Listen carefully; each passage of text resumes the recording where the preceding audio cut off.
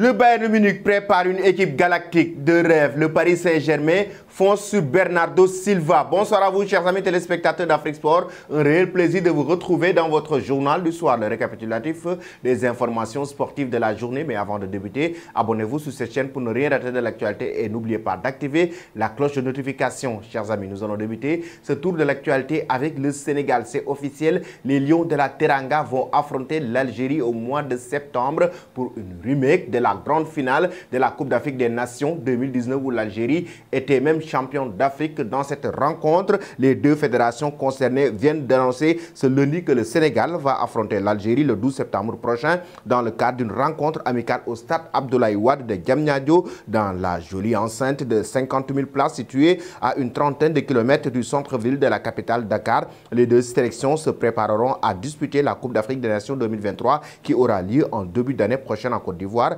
Quelques jours avant ce match de gala, les Lions disputeront la 6e et dernière journée des éliminatoires de la CAN le 4 septembre devant le Rwanda. Un match sans enjeu puisque les joueurs d'Aliou Cissé, leader du groupe L, ont déjà décroché leur qualification. Chers amis, dites-nous qui va remporter la victoire entre le Sénégal et l'Algérie le 12 septembre prochain pour un match amical. C'est une revanche pour la finale perdue face à l'Algérie en 2019 au Caire. Après cela, nous allons rester avec le Sénégal pour parler d'un international sénégalais.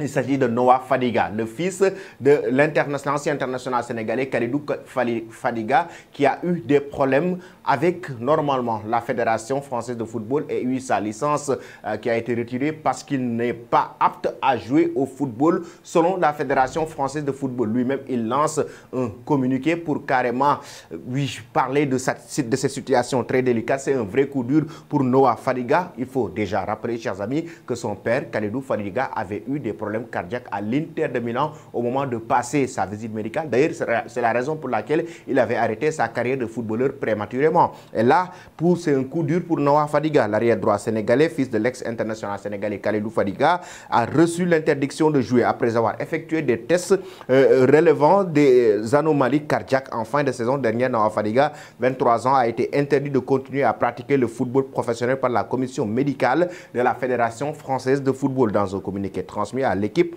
Noah Fadiga charge la commission médicale de la FF et maintient sa volonté d'évoluer au haut niveau. Après des tests effectués à la fin de saison dernière au sein de mon club bressois, il a été relevé qu'une irrégularité s'était produite dans mon rythme cardiaque.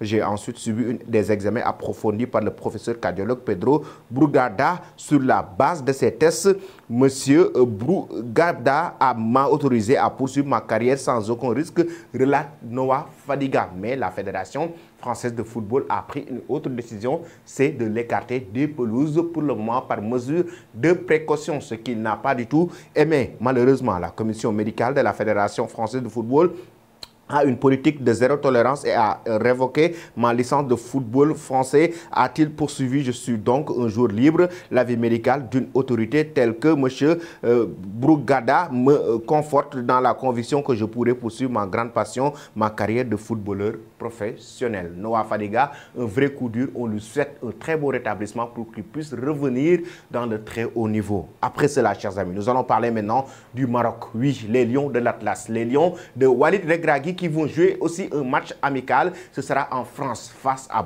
au Burkina Faso. L'information est désormais officielle. Le Maroc va disputer une rencontre amicale en France. Ce ne sera pas contre les Bleus de Didier Deschamps, mais contre une autre sélection africaine. L'adversaire des Marocains ne sera autre que le demi-finaliste de la dernière Coupe d'Afrique des Nations, à savoir les étalons du Burkina Faso. Programmé le 12 septembre au stade Boiler Delis à Lens, ce match représentera un test intéressant face à une équipe compétitive. Les troupes de Walid Regragui auront, à l'instar de leur adversaire également déjà qualifié pour la CAN, le prestigieux tournoi continental en ligne de mire.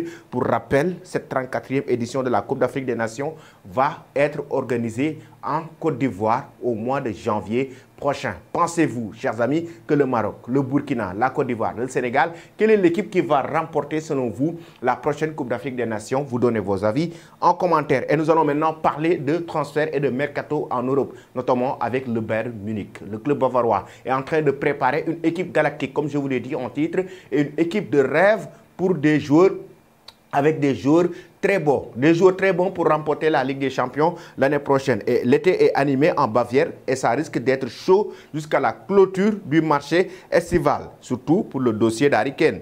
Le club allemand n'entend pas abandonner malgré le premier refus de Tottenham. Le club allemand a tenté une première offre offensive. D'après Sky Sport Germany, le Bayern Munich aurait fait une offre de 80 millions d'euros fixe auquel s'ajouteraient des bonus pouvant faire monter la note, puisque Harry Kane, sa volonté serait bien de rejoindre la formation allemande pour s'offrir un nouveau défi. Et la direction allemande a donc pris la décision d'accélérer et en même temps d'augmenter son offre. Même si certains médias évoquent que Harry Kane, pour le moment, les Spurs de Tottenham ne sont pas prêts à le laisser partir et que Tottenham compte refuser encore une fois cette offre du Bayern Munich.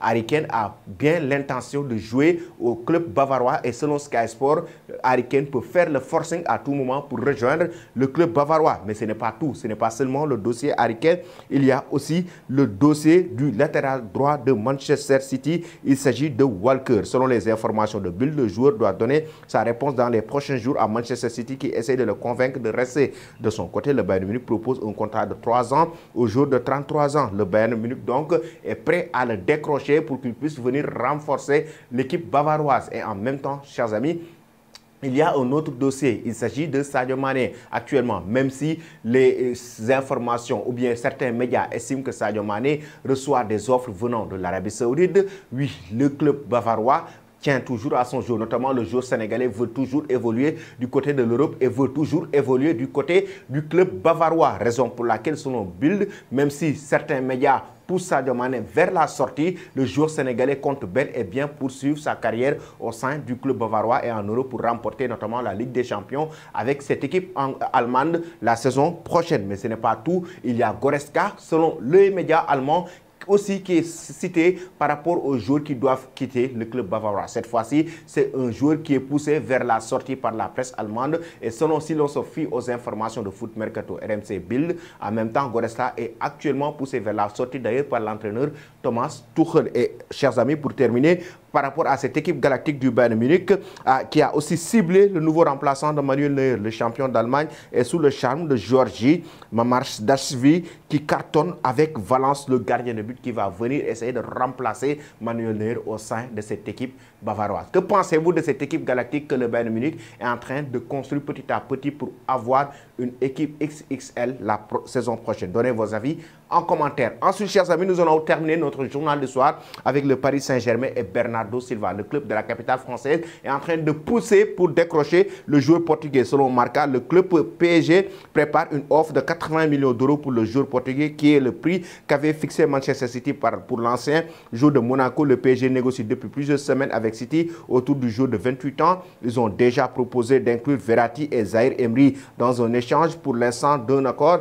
Le Barça et Al Hilal ont aussi montré de l'intérêt pendant ce mercato estival. Certains médias annoncent même qu'il y a eu un accord de principe entre le clan de Bernardo Silva et le Paris Saint-Germain. Plusieurs médias sont en train de l'annoncer depuis cet après-midi qu'il y a eu vraiment un accord entre Bernardo Silva et le club de la capitale française. Pensez-vous, chers amis, qu'il doit rejoindre le PSG? Donnez vos avis en commentaire. Toi qui me suis et qui t'es pas encore abonné sur cette chaîne, c'est le moment de le faire et n'oublie pas d'activer la cloche de notification. Merci et très belle soirée.